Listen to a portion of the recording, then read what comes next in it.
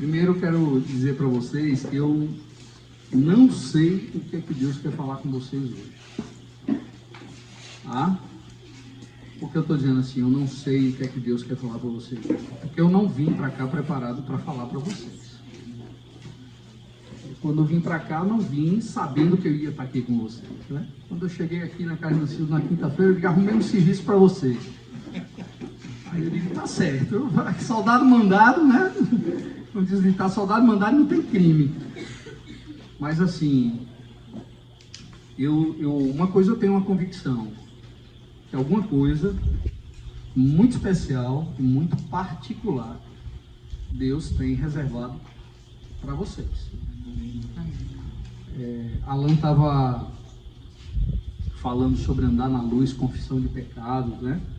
E me veio um texto aqui de Provérbios 28, não é sobre o que a gente vai falar, veio um texto de Provérbios 28, 13, que diz que o que encobre as suas transgressões jamais prosperará. Confissão de pecados é um negócio essencial na vida de um discípulo. Você sem confissão de pecados, você não vive. Por quê? Porque aquele que encobre as suas transgressões jamais prosperará. Não é não prosperará de vez em quando, é jamais, é uma coisa fatal. É uma coisa...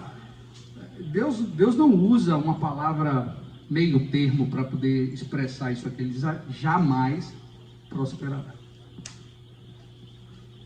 Mas o que confessa e deixa alcança misericórdia. Você quer prosperar na tua vida? Tua vida espiritual, tua vida familiar, tua vida profissional, tua vida de relacionamento entre os irmãos?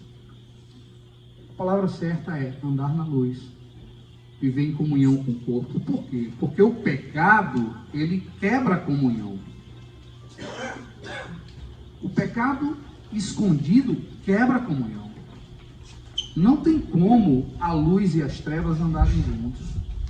Ou você está na luz, ou você está nas trevas. Não tem como você andar na penumbra. É a mesma história daquele negócio que o Senhor fala, que era melhor que fosse lá em Apocalipse, né? É melhor que você fosse quente ou fosse frio, porque quando você é morno, eu vou vomitar você da minha boca. Então, assim, tudo que é sombra é problema. O que é pecado, está em trevas, é problema mesmo. Mas aquele que é sombra é pior ainda, é o lobo em pele de cordeiro. Né? Então, assim, em 1993 eu estava ouvindo o Ivan Baker falando no Balbininho, que é um estádio, era um antigo ginásio de esporte junto à Fonte Nova, lá em Salvador. E Ivan Baker ministrava e ele falava sobre polarização. Polarização. Iria chegar tempos que aquele que fosse santo iria se santificar mais, e aquele que fosse sujo ia se sujar mais. Esse tempo chegou. Eu nunca vi um tempo em que a gente precise de definições tão claras como esse tempo que a gente está vivendo. Então a gente está assim, o Senhor está às portas, a gente tem visto. Não sei se vocês estão assistindo as lives do Fundamentos, as lives todas falando sobre a volta de Jesus. No meu canal também eu tenho 8 vídeos que Benito ministra sobre a volta de Jesus. Específico, está até com um conteúdo até mais denso do que o do Fundamentos. Então, assim, a gente está aí. E a palavra do Senhor diz que é bem-aventurado aquele que lê e que ouve as palavras lá de Apocalipse, né? Então, a gente, quem vai lá se debruçar naquele livro é bem-aventurado. Eu queria dizer isso aqui só para poder a gente iniciar, não tem nada a ver com não sei porquê, o Senhor sabe, não sei porquê você orou, o Senhor sabe, né? E porque a gente está falando sobre isso. Mas tudo isso que a gente vai compartilhar com vocês, que eu vou compartilhar com vocês agora, tem muito a ver com esse negócio aí de andar na luz, de confissão de pecados, de rever procedimentos. Por quê? Porque quando o Nancildo falou do público-alvo, qual seria, eu pensei logo num negócio que é a relação do discípulo e das redes sociais. É um negócio que me preocupa muito. Na realidade, me preocupa há muito tempo. Em 2016, eu cuido de 2 cidades no interior do estado da Bahia, que eu dou acompanhamento pastoral. E em 2016 eu conversava com um irmão de lá, e ele falava da preocupação que ele tinha do uso indiscriminado das redes sociais pela juventude, pelos jovens, adolescentes, e até mesmo pelas pessoas casadas da igreja, né?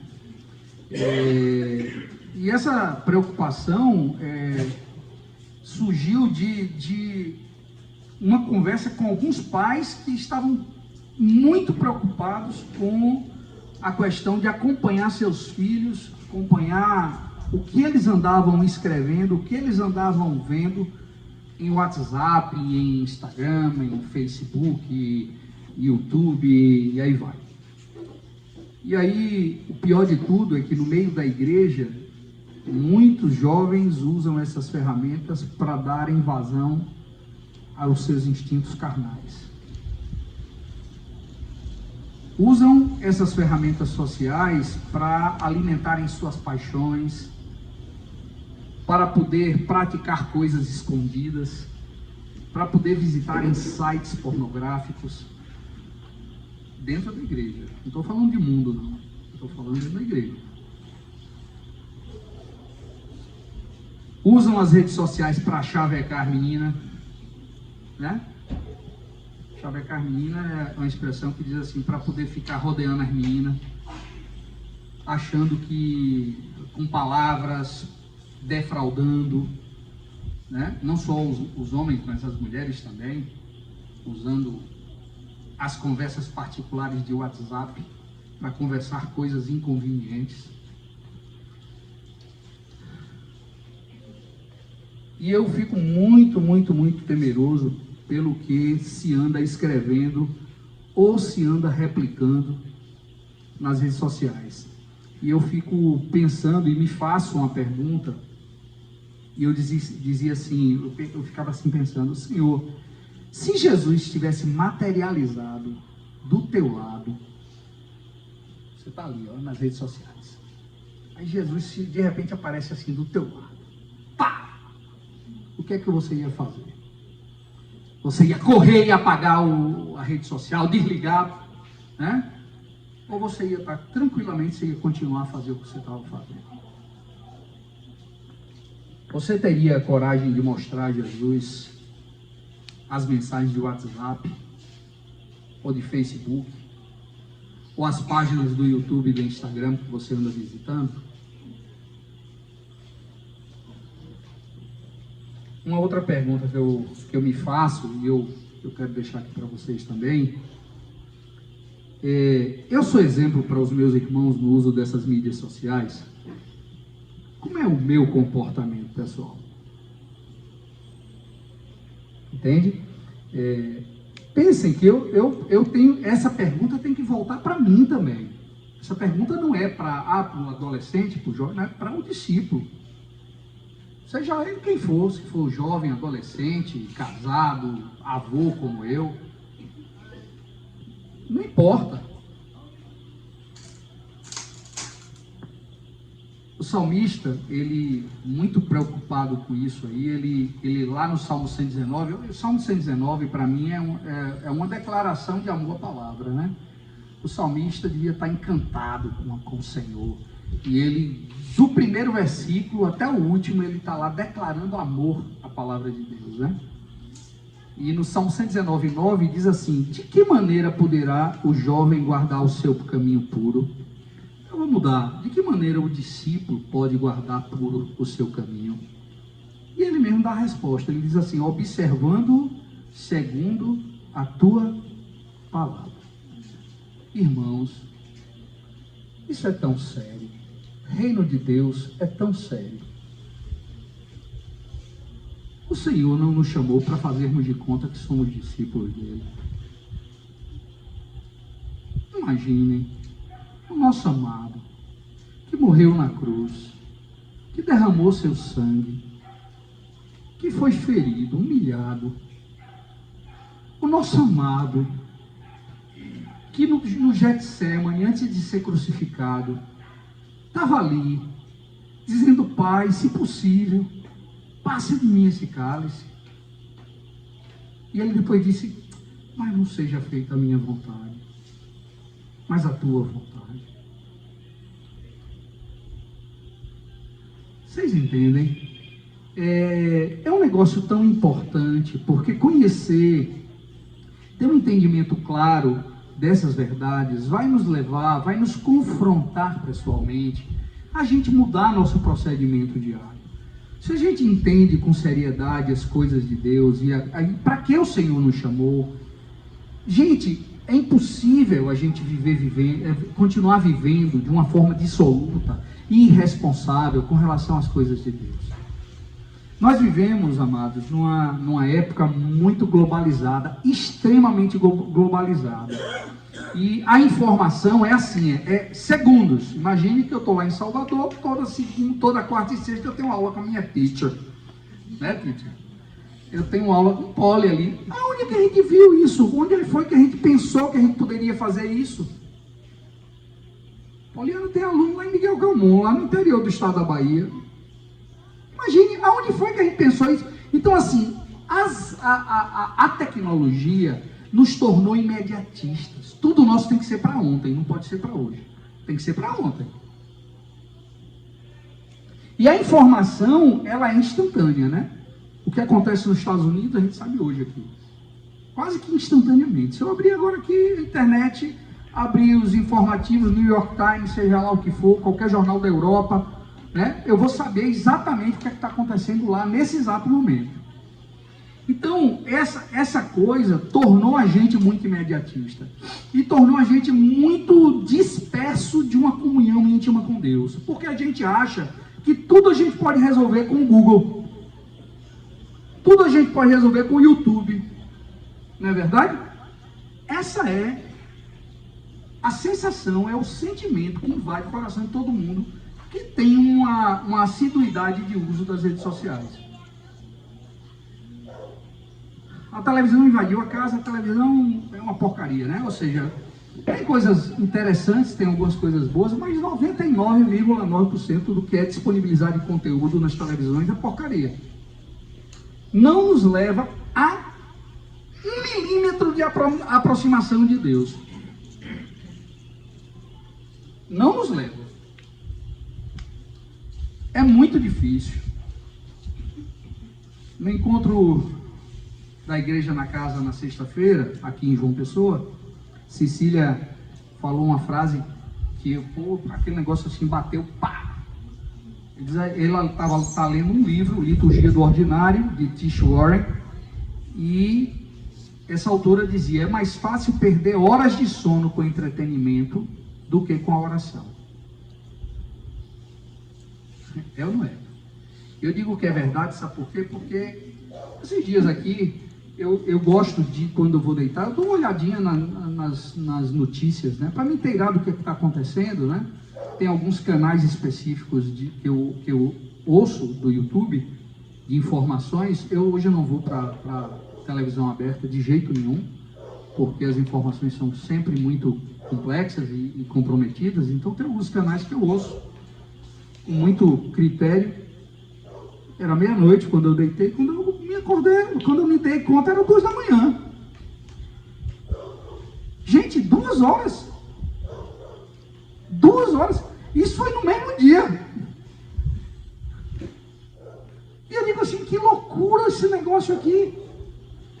E quantos de nós não está perdendo tempo, deixando de investir tempo de comunhão com Deus, tempo de relacionamento com os irmãos, porque a gente está preso nas redes sociais e não sai delas. Vira um vício. Rede social hoje é um vício. Parece que tem um negócio, uma adrenalina nas pessoas que dominam, né? Como ser puro e santo em um mundo onde o sexo, a mentira, o adultério, o homossexualismo e tantas outras coisas que são repudiadas pela palavra, porque não sou eu que estou dizendo aqui não. É a palavra de Deus, está na Bíblia. Não é uma opinião de um homem aqui que está chegando e diz assim, eu acho isso, eu acho aquilo. A palavra de Deus fala sobre isso. E essas coisas são passadas de forma tão natural e aceitas que estão virando coisas normais no meio evangélico.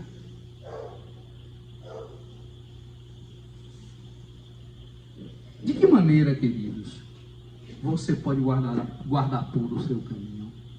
Observando, segundo a palavra de Deus. A palavra de Deus traz para o discípulo todo o direcionamento que ele necessita para viver com retidão e santidade. A boca fala do quê? Não é? Tem um negócio mais certo do que esse. A boca fala do que o coração está cheio. Não é a verdade? Se você está com o coração cheio da palavra de Deus, quando você abrir a sua boca, vai sair palavra de Deus. Se você está cheio de imoralidade, de prostituição, de impureza, de tudo, a tua boca vai despejar impureza, prostituição, infidelidade, maledicência, né? Jesus é fantástico, né? Concordam comigo? Amém. Jesus é fantástico. Mateus 6,23, ele diz assim: se porém os teus olhos forem maus, todo o teu corpo estará em trevas. Portanto, caso a luz que está em ti sejam trevas, ele diz, que grandes trevas serão. O que você é, luz ou trevas?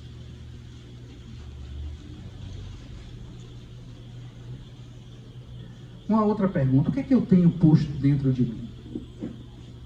O que meus amigos estão se detendo para assistir? Aqueles que você anda.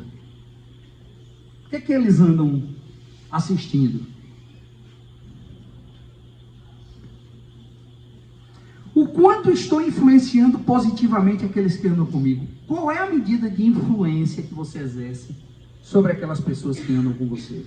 Você é aqueles que é aquele que influencia ou aquele que é influenciado? Você é um peixe que nada a favor da correnteza ou contra a correnteza? E vamos ver que fez essa pergunta no Balbininho, em 1993. Foi 92. Que peixe você é? Você é o Maria vai com as outras? Que recebe as influências e se deixa levar pelas influências? Ou você tem convicção do que Cristo fez por você e de quem você é em Cristo? O fato é que, muitas vezes, amados, nós nos tornamos permissivos porque não cuidamos em vigiar nosso próprio procedimento enquanto discípulos. Mário, ele falava assim, que a falta de exemplo gera a permissividade. Por que Mário falava isso? Porque aquele que cobra algo que não reproduz em sua vida é hipócrita. Você vê alguém cobrando de outro aquilo que não pratica, é um hipócrita. E para você não ser hipócrita, porque é muito complicado para um discípulo ser hipócrita, aí ele vai se tornar permissivo. Aí ele vai fazer vistas grossas ao pecado. Entende? Às vezes você não vai conseguir contra o pecado porque você mesmo está na prática dele. Estou dizendo que você não, eu estou falando no geral, genérico, viu? Eu, qualquer pessoa. Tá? E essa conversa aqui é uma conversa para levar a gente a uma autoavaliação como discípulos. Nós precisamos disso. Se a gente não parar para poder pensar em nossa vida enquanto discípulos todos os dias, a gente vai viver uma vida medíocre, banal diante de Deus. Se eu não tenho cuidado com o que eu coloco dentro de mim através dos meus olhos, para não me tornar um hipócrita, me torno permissivo. Isaías 33, 14 e 15, ele diz assim: quem dentre nós habitará com o fogo devorador? Quem é o fogo devorador? Quem? O Senhor é o fogo. Não é o inferno, não é o diabo. Quem dentre nós habitará com o fogo devorador? Quem dentre nós habitará com chamas eternas? Aí, ele mesmo dá a resposta. O que anda em justiça, fala o que é reto, o que despreza o ganho de opressão, ou seja, não tira vantagem em cima da miséria dos outros, o que com um gesto de mão recusa aceitar suborno, o que tapa os ouvidos para não ouvir falar de homicídio e fecha os olhos para não ver o mal. Esse vai habitar diante do fogo devorador. Quantas vezes a gente para ir num cinema para assistir filme de assassinato, de morte, de traição, de adultério, de não sei o quê, e se para muito facilmente para ir num cinema para poder assistir filmes, porque tem uma história romântica maravilhosa e bonita de um homem que traiu sua esposa, deixou a família e foi viver com outra mulher. Que história linda. Ou de um casal de jovens solteiros, não são casados, que têm relação sexual todos os dias. Que lindo! Oh, né? Então a gente qual é a medida de critério que a gente tem usado para poder filtrar aquilo que a gente põe para dentro da gente através dos nossos olhos? Por isso que Jesus disse que os nossos olhos são o quê? Ele está aqui. Na realidade, em Mateus 6:23, ele começa, vamos dar uma lida lá, Mateus 6:23, é do 22, Mateus 6, vamos lá, Mateus, eu não ia ler não, mas vamos já está vindo aqui, vamos lá, Mateus 6:22, Jesus disse, são os olhos a lâmpada do corpo. Irmãos, os teus olhos vão definir muito do que vai estar entrando na tua vida. Os teus olhos e os teus ouvidos são por onde entram as coisas na tua vida. Obrigado, querido.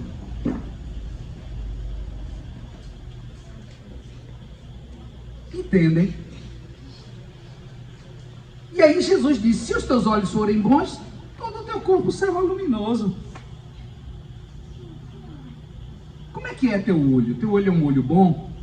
Interessante porque eu tenho aprendido muito, o Senhor tem me ensinado isso desde 2014, Deus falou muito forte comigo sobre isso, dizendo assim, muitas vezes nós temos uma tendência de olhar as pessoas e olhar as situações com os nossos olhos humanos. E não tem nada mais cheio nos olhares dos homens, de uma forma geral, que a justiça própria. A gente vai sempre olhar o outro julgando pela nossa ótica. E o Senhor começou a me ajudar e me ensinar dizendo, Senhor, me dá teus olhos para eu ver o que está acontecendo. Senhor, como é que o Senhor está vendo a vida de fulano de tal? Senhor, essa situação que aconteceu comigo, como é que o Senhor vê isso? É diferente, sabe por quê? Porque facilmente a gente vai se fazer de vítima. Porque quando é uma coisa que nos afeta diretamente, a gente facilmente vai se vitimizar. Mas a gente não pergunta, Senhor, como é que o Senhor está vendo isso? Ou perguntar, Senhor, por que eu estou passando por isso?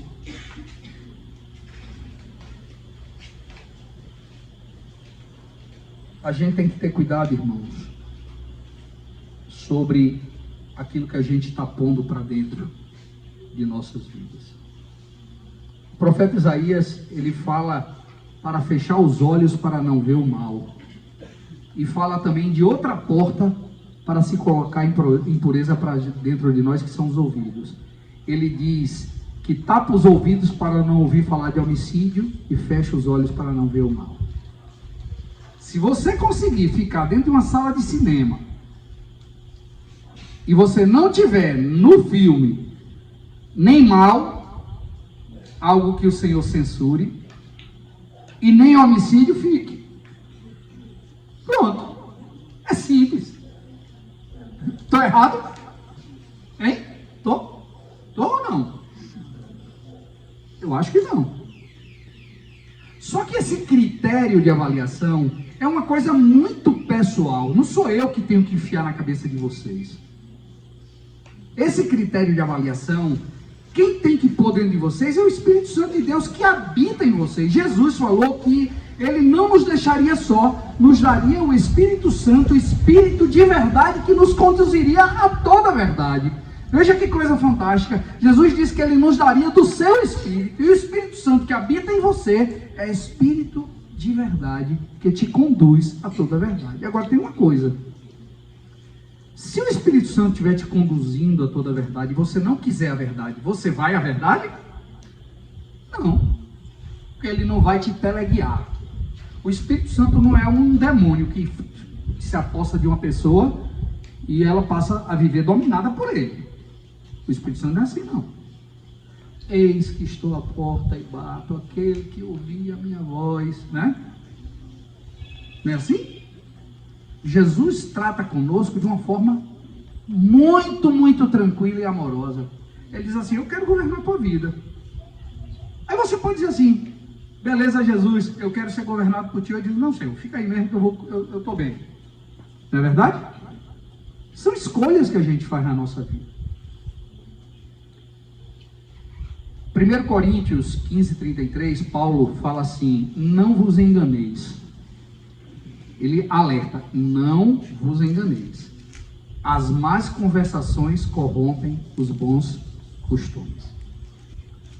Quando você está com o outro irmão, junto, ou com algum amigo, ou alguma... do que é que você conversa? Paulo está falando: as más conversações corrompem os bons. Não adianta nada você estar recebendo da palavra, recebendo do Senhor, e de repente você começa a andar com pessoas que não comungam da mesma fé que você. Não é que você tenha que se isolar das pessoas. Eu acho que a gente tem que conviver com as pessoas e tem que proclamar as virtudes daqueles que nos chamou das trevas para a sua maravilhosa luz. Mas a gente tem que ter uma consciência de que a gente tem que fazer diferença. Se nós não tivermos condições de influenciar outros, a gente não ande, se afaste. Busque se encher do Espírito, busque ter consistência, ter conteúdo para você poder influenciar outros, porque senão você vai para o mundo. Facilmente você vai cair em pecado. Nós necessitamos repensar a forma que nós utilizamos as redes sociais. O que nós nos permitimos ver e ouvir e escrever no WhatsApp, no YouTube, no Facebook, no Instagram, seja lá qual for, isso vai fazer muita diferença na nossa vida. Nós nunca devemos esquecer que o audiovisual afeta poderosamente a maneira como agimos ou pensamos e, consequentemente, afeta a nossa maneira de resposta a todas as situações a que somos expostos no nosso dia a dia.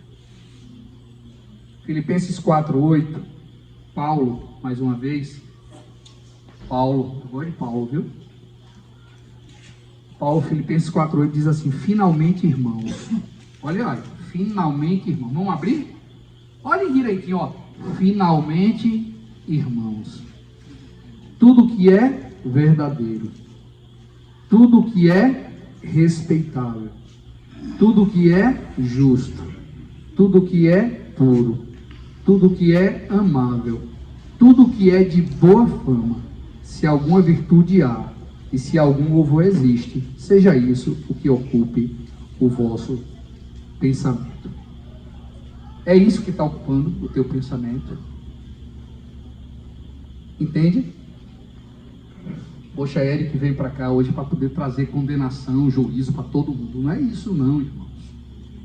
Longe de mim. Eu não posso julgar ninguém, não posso julgar o comportamento pessoal de cada um aqui. Só o Senhor para julgar. E só vocês mesmos para se julgarem. Porque eu não me chamo Espírito Santo. Meu nome é Eric Lins. O Espírito Santo é que prescruta o nosso coração, nossa mente, que vai lá fundo mesmo e que sabe tudo que se passa conosco. Eu não. Mas a palavra do Senhor diz assim: fala e não te cales. Eu estou trazendo aqui um recado que, sinceramente, eu não sei nem por que eu estou trazendo esse recado hoje. Porque eu não fiquei me planejando para vir de Salvador para cá, para poder trazer essa palavra para vocês hoje. Mas o Senhor sabe por que essa palavra está sendo trazida. E se essa palavra alcançar uma vida aqui, já valeu a pena. Entende? O Senhor nos direciona a respeito daquilo que devemos buscar para encher nossas vidas.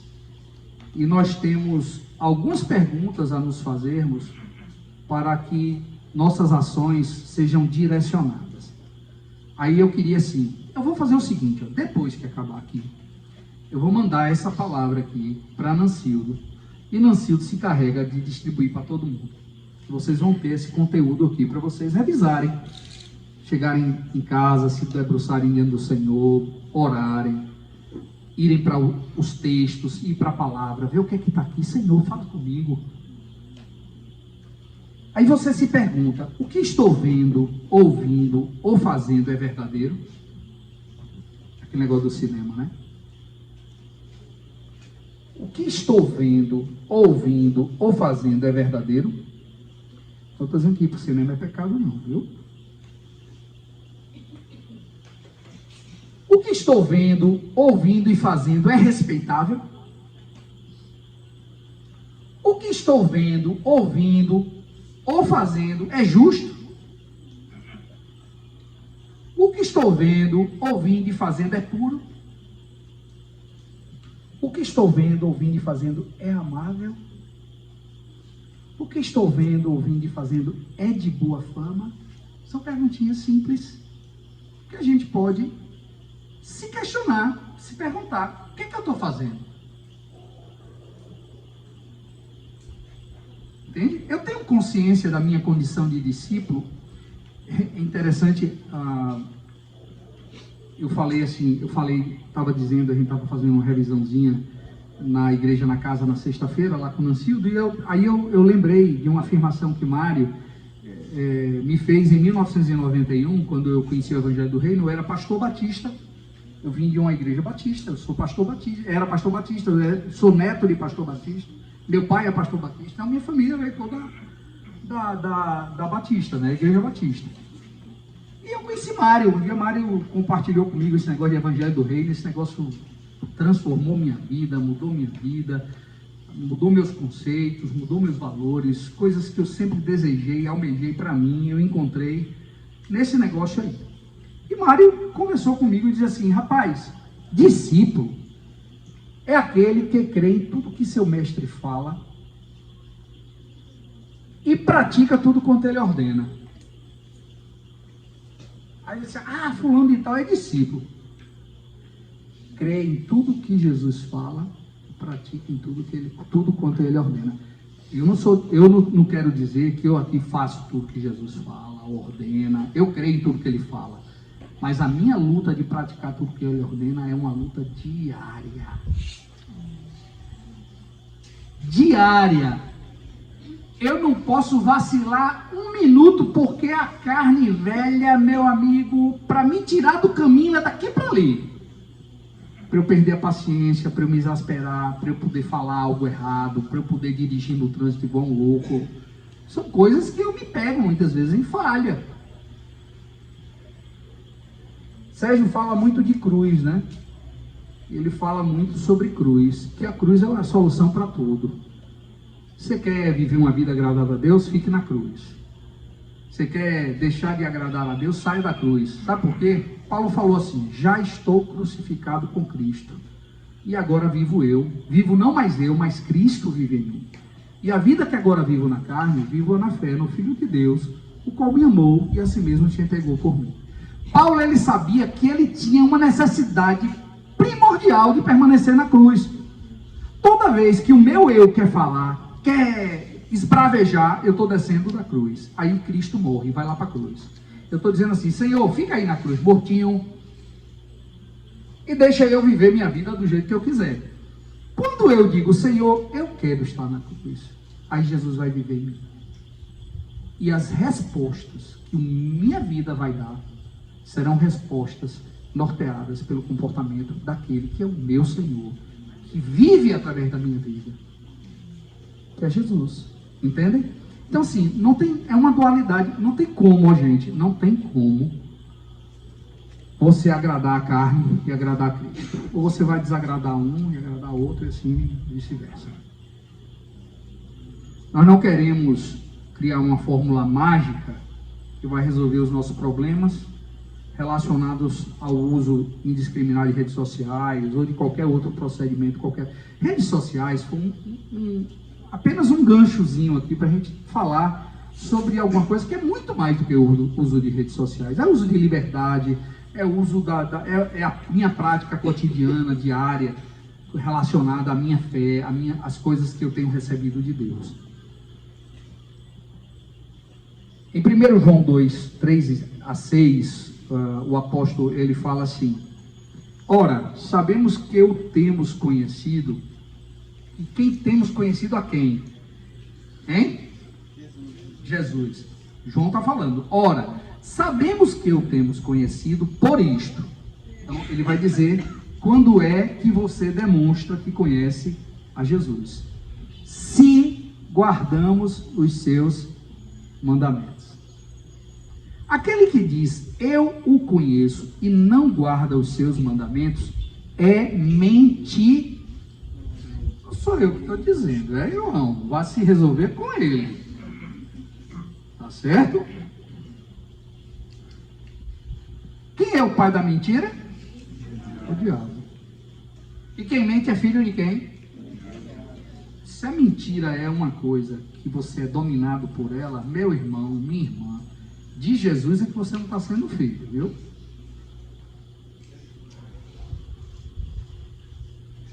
Porque o problema não é você pecar, é você viver no pecado. A palavra diz: se pecarmos, temos um advogado que é fiel e justo, que é Cristo Jesus. Diz assim: se confessarmos os nossos pecados, Ele é fiel e justo para nos perdoar os pecados e nos purificar de toda injustiça. Mas a gente tem que entender que o pecado é um acidente de percurso em nossa vida. Ele não pode ser uma coisa normal. Entende? Você está livre de pecar? Eu estou, não. Mas o pecado não pode ser uma coisa normal em minha vida. E se eu pecar, a palavra é andar na luz. Se confessarmos os nossos pecados, aquele que as confessa e deixa. E não é só confessar, é confessar e deixar. Né? Aquele que diz eu conheço e não guarda os seus mandamentos é mentiroso e nele não está a verdade. Aquele, entretanto, que guarda a sua palavra, nele verdadeiramente tem sido aperfeiçoado o amor de Deus. Nisto sabemos que estamos nele. Aquele que diz que permanece nele, esse deve também andar como ele andou. Vejam que essas coisas todas que eu estou dizendo aqui é coisa que todo mundo está careca de ouvir, de saber, né? Pelo menos uma boa parte daqui, catequese, memorização de textos, aquele negócio todo, né? O apóstolo Paulo, de novo Paulo, nos dá uma clareza muito grande do que seja a vida cristã.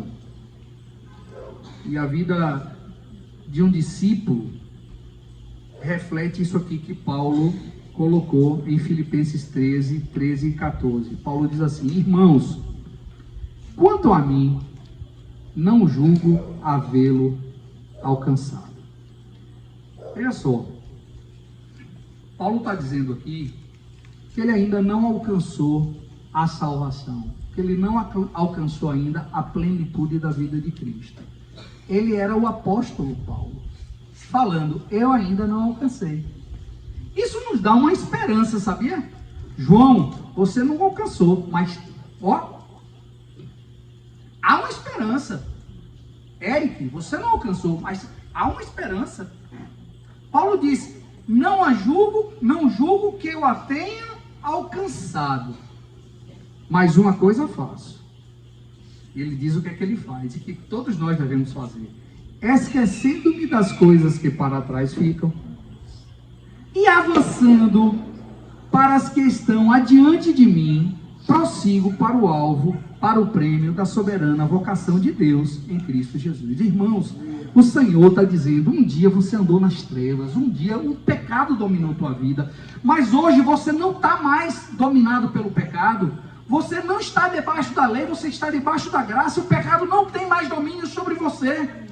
Considerai-vos mortos ao pecado e vivos para Deus. Entendem? consciência que nós temos de ter e escolha que temos que fazer todos os dias.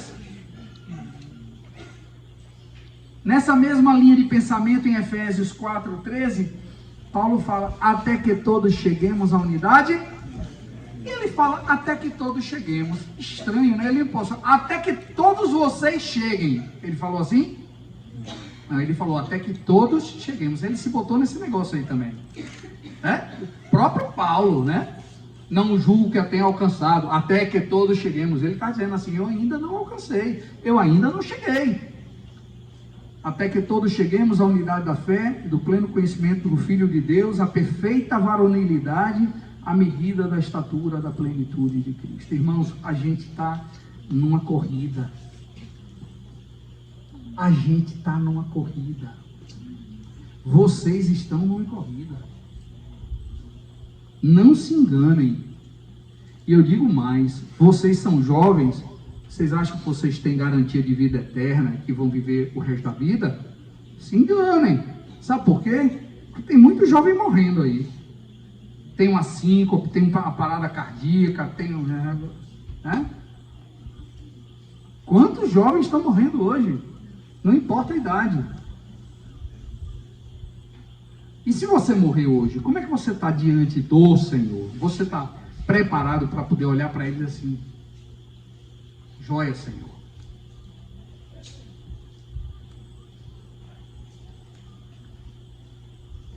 Engraçado, eu tenho falado muito sobre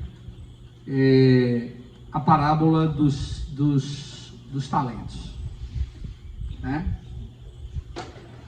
A parábola, Jesus começa a contar assim, dizendo assim, o Senhor ia viajar e pegou, confiou os seus bens aos seus servos. Esse Senhor que confiou os bens aos servos, ele confiava nesses servos? Hein? Ele confiava no que ele deu 5 talentos? Ele confiava no que ele deu 2 talentos? Ele confiava no que ele deu 1 talento? Confiava. Senão ele não tinha dado. Mas ele deu. Só que cada um deles teve uma reação com relação ao talento que o Senhor confiou a ele. O que tinha 5 multiplicou mais 5, entregou 10. O que tinha 2 multiplicou mais 2, entregou 4. E o que tinha 1 enfiou no saco. Depois o Senhor chegou e foi ajustar contas. O Senhor vai ajustar contas. Entende? Quando qualquer um de nós nos encontrarmos com o Senhor, ou se for da vontade de Deus, que quando Ele vier sobre as nuvens dos céus, com poder e muita glória, a gente ainda esteja vivo aqui, a gente vai estar diante dEle e a gente vai ajustar contas. Não tem para onde. E aqueles que foram fiéis, ele diz assim, muito bem, servo bom e fiel. No pouco foste fiel, sobre o muito te colocarei. Entra, pois, no gozo do teu Senhor. Aos infiéis ele vai dizer, servo mau e negligente. Entendem? Não sou eu.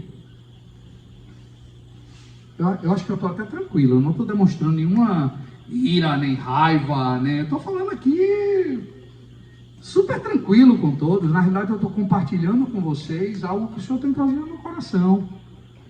São questionamentos que Deus tem feito a mim, que eu acho que de repente podem ajudar vocês também, tá? Gente, eu posso encurtar esse negócio aqui, viu? Se vocês estiverem com sono, porque ainda tem muita coisa aqui para poder conversar. E eu não quero também monopolizar o negócio aqui, não. Eu vou tentar, porque aqui eu ainda iria falar um pouco sobre como Jesus aplicava isso, como os apóstolos aplicavam, né? Mas assim, é importante a gente entender o valor de se praticar a palavra de Cristo. Em João 8:31, fala muito bem a respeito disso. Eu quero dizer para vocês o seguinte, irmãos, que o maior testemunho que eu posso dar não é aquele que eu declaro, mas aquele que eu vivo.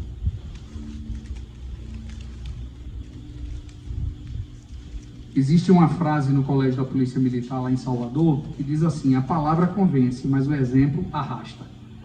Você pode até convencer alguém com as suas palavras. Você tem facilidade de falar, de compartilhar com as pessoas aquilo que você crê, mas se você não viver e sua prática for coerente com aquilo que você pregou, essa palavra não vai valer de nada, viu? A verdade é essa. Jesus, lá em Mateus 7, 28 e 29, Jesus, no final do Sermão do Monte, Mateus relata assim: quando Jesus acabou de proferir estas palavras, estavam as multidões maravilhadas da sua doutrina, porque ele ensinava como quem tem autoridade e não como os escribas e fariseus. Os escribas e fariseus eram doutores da lei, sabiam tudo de cor e salteado, mas a vida deles não condizia com a palavra. E Jesus primeiro viveu, e a palavra dele era coerente com a vida que ele vivia. Quando ele encontrou os discípulos de João, os discípulos de João avistaram Jesus e disseram assim: olha, vamos lá. Aí diz assim: mestre, aonde ensinas? Aí Jesus disse: vinde e vede. E a palavra diz que eles foram e viram. Você pode dizer isso para alguém? Vinde e vede. Vem andar comigo que você vai ver o que é um discípulo. Em João 35, 39 a 39, a gente vê bem claro que o ensino de Jesus era sempre precedido pelo exemplo. Ele diz assim: no dia seguinte estava João outra vez na companhia de 2 dos seus discípulos, e vendo Jesus passar, esse é o textozinho que eu falei para vocês agora de Jesus, né? Dos discípulos de João, né? Vendo Jesus passar, disse: eis o Cordeiro de Deus. Os 2 discípulos, ouvindo isso, ouvindo dizer isso, seguiram Jesus. E Jesus, voltando-se e vendo que os seguiam, disse-lhe: que buscais? Disseram-lhe: Rabi, que quer dizer mestre, onde assiste? Respondeu-lhes: vinde e vede. Foram, pois, e viram onde Jesus estava morando, e ficaram com ele aquele dia, sendo mais ou menos a hora 10ª. Paulo, lá em 1 Coríntios 4:20, diz: porque o reino de Deus não consiste em palavras, mas em poder. O reino de Deus não consiste em bolodório, bababá. O reino de Deus consiste naquilo que eu pratico e vivo do reino de Deus efetivamente em minha vida. E o verdadeiro discípulo de Cristo pratica a palavra dele.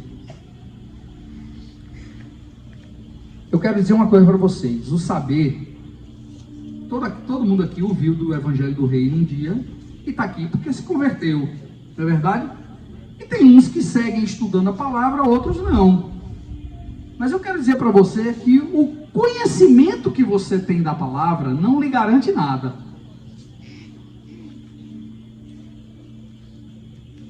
Quanto mais você sabe sem praticar, maior condenação você traz para a sua vida. Porque o que vai valer a pena realmente, o que vai valer diante do Senhor é você conhecer a palavra e praticar. Quanto mais você conhece e não pratica, você se torna culpável diante do Senhor. Em Mateus 7, de 15 a 23, eu não vou ler o texto todo, vocês podem ler, eu tenho aqui o texto, eu vou mandar para vocês, mas eu vou pegar só o iniciozinho, quando Jesus diz: acautelai-vos dos falsos profetas, que se vos apresentam disfarçados em ovelhas, mas por dentro são lobos roubadores. Pelos seus frutos os conhecereis. Eu quero dizer para você que você é conhecido pelo fruto que você produz na sua vida. Se for fruto de arrependimento, se for um fruto que vem do Senhor, você vai ser conhecido como discípulo de Cristo. Se você quiser produzir reações e atitudes da tua carne, você vai ter tudo, menos a semelhança de Cristo. Então assim, Jesus disse para alguns, disse assim: o fato de vocês me chamarem de Senhor, Senhor, não dará a vocês o direito de entrar no reino dos céus, não é isso? Nem todo que me diz Senhor, Senhor entrará comigo no reino dos céus. entrará no reino dos céus. O fato de você chamar Jesus de Senhor não te garante nada. Pelo contrário, Jesus muitas vezes, em muitas parábolas, disse que no final: apartai-vos vós de mim, todos que praticai a iniquidade. A gente vê também a prática apostólica, como eles lidam com isso, e Tiago fala sobre isso em Tiago 1, 21 a 25. Eu vou ler rapidamente aqui também, vou passar adiante, depois eu mando o material para vocês. Diz assim: portanto, despojando-vos de toda a impureza e acúmulo de maldade. O que é despojar? Hein? Vocês sabem o que é? Deixar de lado, tirar, né? Vamos assim, se despir. Porque tem o despojai-vos e revesti-vos. Então eu me despojo, eu me desnudo, eu tiro tudo, né? Ele diz assim: despojando-vos de toda impureza e acúmulo de maldade, acolhei com mansidão a palavra em vós implantada, a qual é poderosa para salvar a vossa alma. Tornai-vos, pois, praticantes da palavra e não somente ouvintes, enganando-vos a vós mesmos. Aquele que ouve a palavra e não pratica, se engana a si mesmo.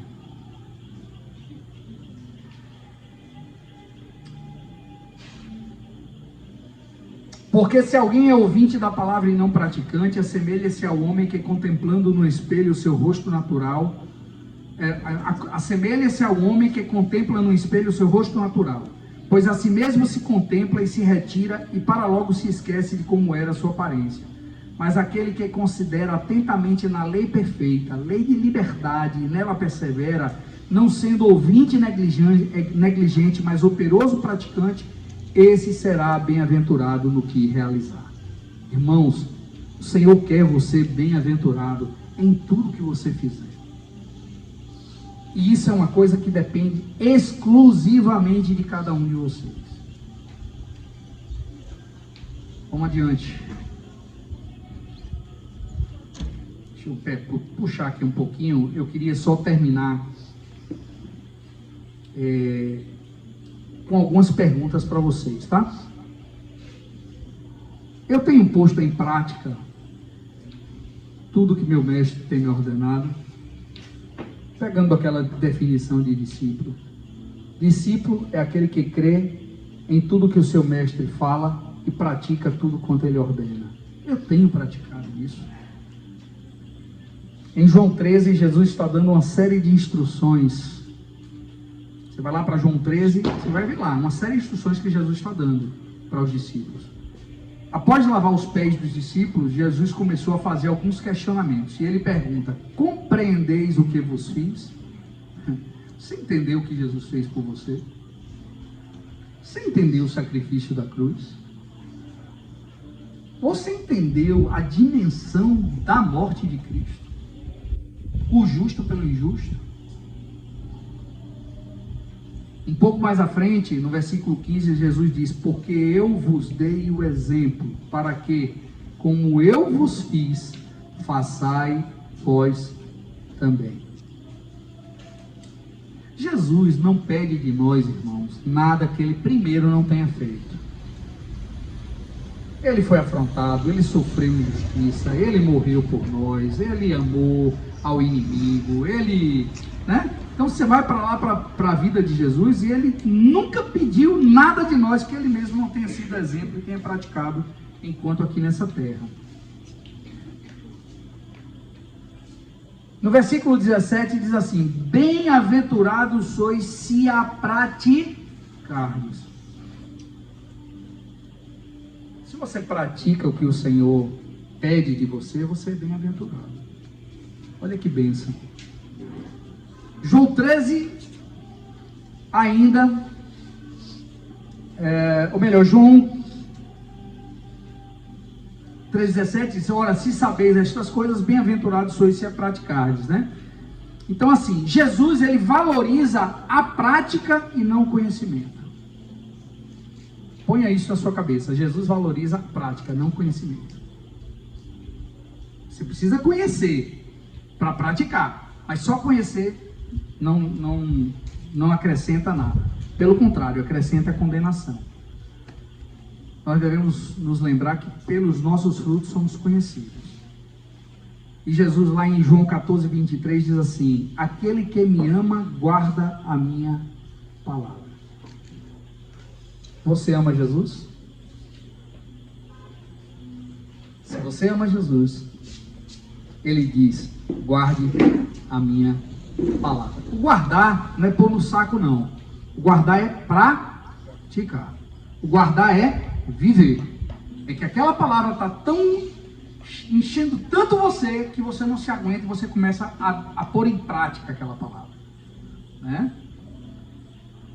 1 João 2, 3 e 5, quando o apóstolo fala: nisto sabemos que o conhecemos se guardamos os seus mandamentos.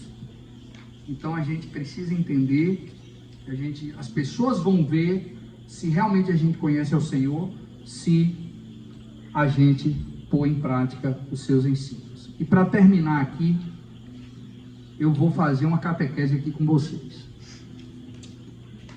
Não sei nem se vocês estão afiados nessa catequese. Em que nós devemos ser como Jesus? E mansos e humildes como Jesus. Mateus 11, 29. É isso? Tomai sobre vós o meu jugo e aprendei de mim, que sou manso e humilde de coração, e achareis descanso para as vossas almas. Rafael, meu filho, um dia a gente estava no encontro de casais e ele falou sobre esse negócio aqui. E ele dizia assim: tomar sobre vós o meu jugo e aprendei de mim, porque sou manso e humilde de coração. Ninguém que não seja manso e humilde de coração tem capacidade de tomar sobre si o jugo de Jesus. Ele diz assim: tomai sobre vós o meu jugo e aprendei de mim. Por quê? Por quê? Porque sou manso e humilde de coração. Qual é a consequência disso? Achareis descanso para as vossas almas. Aprender de Jesus nos garante descanso para as nossas almas. Quem tem aqui alma agitada? Não respondo não. Cada um que se responde. Quem é que tem alma agitada aqui? Tem um bocado de gente de alma agitada aqui, né? Ah, meu Deus do céu, e não dorme, e tem dificuldade disso, dificuldade daquilo. A alma se agita, quando passa por uma provação, uma dificuldade, o coração, né? A gente parece que a gente está brigando com a gente mesmo. Jesus diz assim: tomai sobre vós o meu jugo, me entrega teu fardo, e toma o meu jugo. Aprendei de mim, que sou manso e humilde de coração. Achareis descanso para as vossas almas. E ele segue: porque o meu jugo e o meu fardo é leve. Olha aí que bênção. Segunda característica: santos como Jesus. 1 Pedro 1, 15. Pelo contrário, segundo é santo aquele que vos chamou, tornai-vos santos também em todo o vosso procedimento. A catequese é: como é santo aquele que vos chamou, sede, pois, santo também em todo o vosso procedimento, né? Então aqui eu transcrevi o texto como está lá na Bíblia. Terceira característica: servir como Jesus. João 13, 14 e 15. Ora, se eu sendo vos lavei, assim também os pés uns. Você tem lavado os pés do teu irmão? Como é que é esse negócio? Você tem socorrido o teu irmão nas dores dele? Como é que você vê o teu irmão?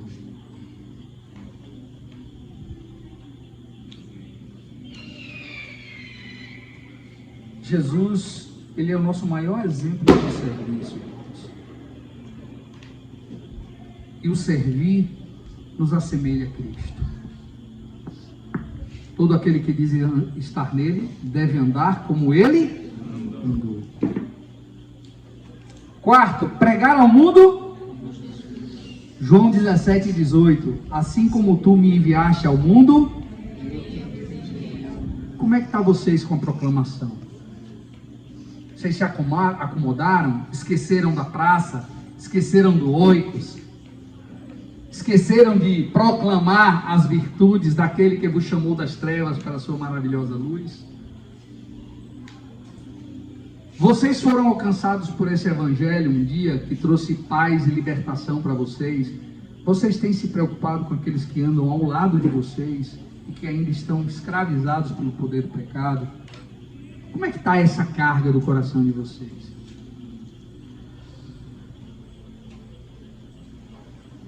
Quinta, perdoar como Jesus. Colossenses 3,13. Suportai-vos uns aos outros, perdoai-vos mutuamente, caso alguém tenha motivo de queixa contra outra. É aí a catequese. Assim como o Senhor vos perdoou, assim também perdoai vós. Como é que está você com perdão? Você tem alguém para perdoar? Falta de perdão adoece a alma e adoece o corpo. Como é que você pode dizer que está em Cristo se você tem mágoa e ressentimento de outro? Seja de família, seja de irmãos, seja, né? E outra coisa, a dor mais sofrida é a dor feita por alguém que a gente ama. Será que Deus está te chamando hoje para uma consciência da necessidade de perdoar? Eu estava contando uma história que uma determinada feita, alguns anos atrás, eu acho que foi em 2006, o Senhor começou a falar comigo. Eu passei por um processo de restauração pessoal, de 2006 a 2015. O tempozinho difícil que eu comi o regrado aqui de Deus, viu? Eu fui muito vítima de amargura, de falta de perdão. Mas eu nunca me acomodei com a falta de perdão. Eu sofri muito. Até que o dia que o Senhor chegou para mim e disse assim: resolva seu problema comigo, meu filho. Eu não tenho nada a ver se alguém fez alguma coisa com você, não. Resolva seu problema comigo. O seu problema você tem que resolver comigo. O resto são deles comigo também. Aí o Senhor diz assim: vai, procura a pessoa que você tem algum tipo de problema e diz para ela como foi que você se sentiu na situação. Não vai esperando que ela te peça perdão, não vai esperando que ela te abrace e te console, não vai esperando nada. Vá lá e diga: olha, eu queria te dizer que nessa situação eu me senti assim, eu queria me libertar desse negócio. Quero dizer que eu te amo. E algumas pessoas chegaram para mim e disseram: poxa, Eric, eu fiz isso. Aí eu disse: rapaz, fez. Me perdoe. Aí eu disse: rapaz, tu já está perdoado. E abraçava, beijava e ia restaurando a situação. Isso, para fazer a passar régua e tudo, foi de 2006 a 2015. Porque Deus foi criando oportunidades. Não era nem por falta de vontade minha, mas é porque não tinha oportunidades. Uma dessas feitas, eu acho que era lá para 2008, eu peguei um avião e viajei uns 4 ou 5 estados e fui numa determinada cidade e eu tinha uma situação para resolver com o presbítero daquela cidade. E eu chamei outro como testemunha. Minha esposa estava comigo e eu disse: rapaz, eu queria abrir meu coração aqui para ti. Eu passei por isso, essa situação assim, me trouxe esse dano, meu coração ficou triste, eu fiquei magoado, papapá. E ele virou para mim e disse assim: está registrado. E eu peguei o avião e voltei para Salvador. Mas quando eu vim para esse lugar, quando eu fui para esse lugar, para poder resolver essa situação, o Senhor disse: não espere que ele peça perdão. Resolva o seu problema comigo. E esse negócio do perdão, eu estou até me detendo um pouquinho mais, porque esse negócio do perdão é uma coisa muito séria, irmãos. A falta de perdão pode quebrar nossa comunhão, não só com Deus, mas com o nosso irmão. O grande problema é que as pessoas têm muita expectativa nos outros e não colocam expectativas em Deus, em Cristo. Nossa expectativa tem que estar posta do Senhor. O resto é consequência. Entende? Por isso que o fato de alguma pessoa ter deixado de me pedir perdão ou ter tido uma atitude diferente comigo, não demoveu meu coração e meu sentimento do que Deus estava querendo fazer em minha vida, de uma restauração plena e completa. Me libertar dessas crecas. O último foi em 2015 na minha casa. Teve uma situação, eu fui chamado por essa pessoa para poder ajudá-lo a resolver uma situação muito... E essa pessoa é uma pessoa que tem muito peso em minha vida. Muito peso em minha vida. E aí um belo dia a gente senta e começa, eu resolvo, ajudo ele, oriento ele nas situações jurídicas que ele precisava de minha orientação. E depois a gente começou a conversar. Tomamos um café junto e começamos a conversar. Ele me perguntou sobre um companheiro antigo meu que se afastou. E eu comecei a contar para ele a situação que havia acontecido comigo em 1991.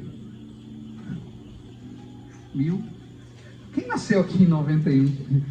Antes de 91, tem alguém aqui? Menos os mais velhos aí. Assim, tem muita gente aqui que em 91 não era nascida, né? Grande maioria aqui, eu acho. E ele disse assim para mim: rapaz, eu fiz isso contigo. Eu digo: rapaz, quem bate não lembra não, mas quem apanha lembra. Falei: sim. Aí ele disse: rapaz, me perdoe. E a gente chorou, orou, se perdoou, e Deus restaurou uma amizade preciosíssima para mim. Não só para mim, para minha família. Porque Deus faz isso. Entende? Então assim, Deus nos chama a praticar a palavra dele. Ele não pede para a gente condicionar as nossas atitudes à atitude do outro. Engraçado que eu cheguei um dia para um discípulo que eu cuidando muitos anos dele e tudo, aí eu já tinha o quê? 1 ano e pouco que eu estava relacionando com ele, e eu virei para ele e disse: rapaz, eu te amo tanto. Aí ele disse: rapaz, eu não amo você como você disse que me ama, não. Aí eu, na mesma hora, na lata, disse: e quem disse que o meu amor por você depende do seu amor por mim? Meu amor por você não depende do seu amor por mim, não, velho. Eu te amo porque eu te amo. O grande problema é que a gente quer amar quem nos ama. A gente quer usar o nosso amor como um retorno, como um feedback se a gente é amado. Entende? É claro que ele me amava, eu não tenho dúvida. Não tenho dúvida.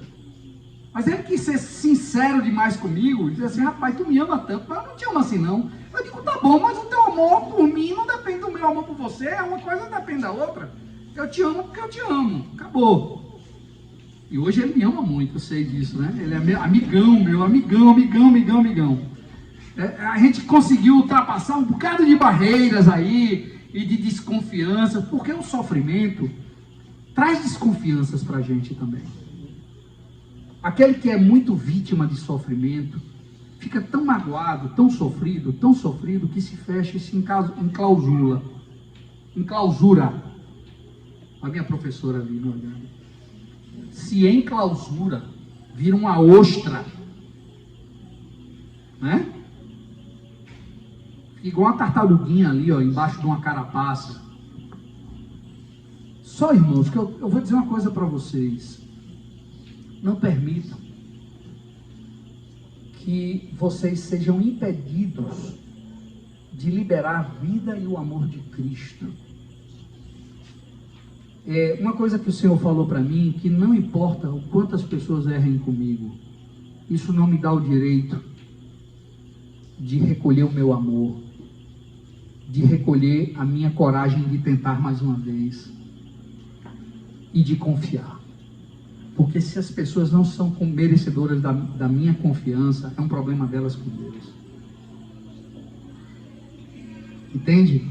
O erro das pessoas comigo, é claro que eu não vou ser aquele bobão, né? Eu vou ter um critério, vou ter uma graça.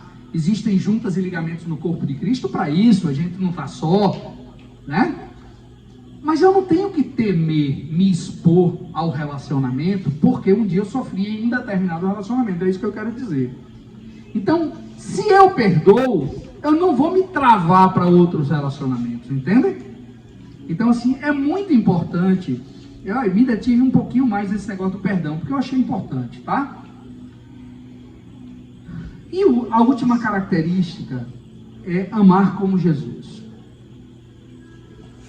João 13:34, novo mandamento vos dou, que vos ameis uns aos outros, assim como eu, que também vos ameis uns aos outros. Como foi que Jesus nos amou? Hein? Como foi o amor de Jesus por vocês? Foi um amor incondicional. Ele não impôs condições. Paulo fala que ele nos amou primeiro, sendo nós ainda pecadores. Sendo nós ainda pecadores. Quando ele resolveu morrer por nós, ele não resolveu morrer por uma geração justificada, santa e pura. Ele foi por um bando de torto e torta, né? Nós éramos ovelhas desgarradas, cada um se desviando pelo seu próprio, mas o Senhor fez cair sobre ele a iniquidade de nós. Ele era o Santo de Deus, era o próprio Deus encarnado, e levou sobre si as nossas dores e as nossas enfermidades, e pelas suas pisaduras nós fomos sarados. Isso foi amor. Qual é o nível, qual é o tamanho do amor que você deve ter pelo teu irmão? Ele diz assim, que nos amemos uns aos outros, que vos ameis uns aos outros, assim como eu vos ameis. Porque o amor apaga uma multidão de pecados. A gente quer ser alvo do amor, mas a gente impõe um preço muito caro para amar. A gente quer ser servido, mas a gente põe muita dificuldade para servir. A gente gostou que um dia alguém pregou para nós, mas a gente fica de boca calada. E a palavra diz, se nós nos calarmos, até as pedras irão clamar.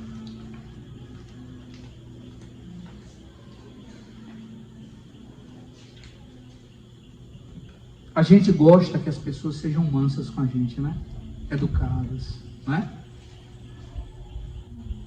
Me diga uma coisa, qual é o lugar do mundo que você é mais você? Diga aí pra mim. Hein? Alguém disse aí de? Em casa. Em casa você bota as garrinhas de fora, né? No trato com os pais, no trato com os irmãos, no trato com a esposa, no trato com o esposo. Não é assim? Você no meio da igreja é aquele santão. Em casa bota as garrinhas de fora e aí se dá o direito. Olha só, irmão, não estou dizendo que vocês são assim, não. Viu? Isso serve para mim também. Entende? Eu digo para minha esposa, né? Ela diz assim, amor, eu estou bem melhorado, não estou? Aí ela diz, tá, amor, você está melhorado. Quem me conhece de muito tempo sabe que eu estou melhorado mesmo. Mas a graça do Senhor, ainda tenho muita coisa para mudar e melhorar. Mas já fui muito pior, viu? Já fui muito pior, já dei um trabalho para minha mulher, coitada. Misericórdia. Já impus muito sofrimento a mim mesmo e a minha esposa e a minha família por causa das minhas atitudes. Então assim, em casa a gente é quem é. Por isso que Jesus disse assim, vinde e vede. Será que você tem coragem de abrir sua intimidade para os irmãos, para a igreja e para as pessoas que não conhecem Jesus e levar elas para dentro da tua casa e você tem a convicção de quando elas chegarem, elas vão dizer, rapaz, esse negócio aqui é diferente. Rapaz, o que está acontecendo? Rapaz, eu nunca vi isso aqui não. Ou vai dizer, olha, o santo lá. Fica falando lá fora que isso, que aquilo outro, chega aqui na casa dele, o cara faz isso, xinga, grita com a mulher, não serve a esposa, trata a mulher como uma empregada, E aí vai. Como é que eu sou? Entende? Por isso esse negócio aqui, em que devemos ser como Jesus? Se esse negócio aqui não for verdadeiro e não virar uma realidade prática em nós, não vale de nada, rasga e joga fora. Entende? E não sou eu que estou dizendo, não. É a palavra. É o próprio Cristo. É o próprio Senhor. São os apóstolos que falam isso.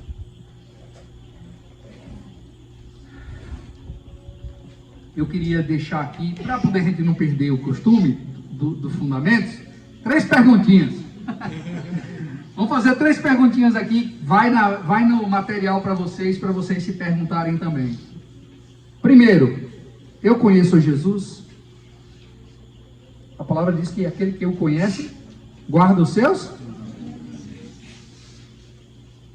Segunda, a palavra de Cristo tem sido viva em mim e vivida por mim? Terceira, eu tenho pregado para as pessoas que me cercam com a minha vida sem abrir a minha boca? São 3 perguntinhas aqui que eu deixo para vocês hoje. Lembrem-se que está tudo englobado. Na realidade, o uso de redes sociais é consequência de tua vida. O que você vai ver na internet, o que você vai ver nas redes sociais é consequência da tua comunhão com Deus. Entende? A tua prática diária vai refletir aquilo que você vive com o Senhor. Que o Senhor possa nos dar essa convicção pessoal, falar aos nossos corações, nos instruir, nos ensinar através do seu Espírito, o Espírito de verdade que nos conduz a toda verdade. Amém? Vamos orar? Senhor, muito obrigado por esse tempo aqui. Obrigado, Deus. Te agradecemos pela tua palavra. A tua palavra fala que é viva e eficaz e é mais cortante que espada de 2 gumes, que penetra a alma até dividir a alma e a medula, juntas e medula. Obrigado, Senhor, porque temos em nós, habita em nós o teu Espírito Santo, que nos conduz a toda a verdade. Tu mesmo disse, eu sou o caminho, eu sou a verdade e eu sou a vida, e ninguém vem ao Pai senão por mim. E é por ti que queremos ir ao Pai. Queremos viver tua vida, queremos que tu viva a tua vida em nós. Queremos lembrar de permanecermos todos os dias na cruz. Ajuda-nos em nossas dificuldades, ajuda-nos em nossas fraquezas. Senhor, te pedimos que nos livre do mal, em nome de Jesus. Te pedimos, venha o teu reino sobre nós, seja feita a tua vontade, aqui na terra como no céu é feita. Ajuda-nos, Senhor.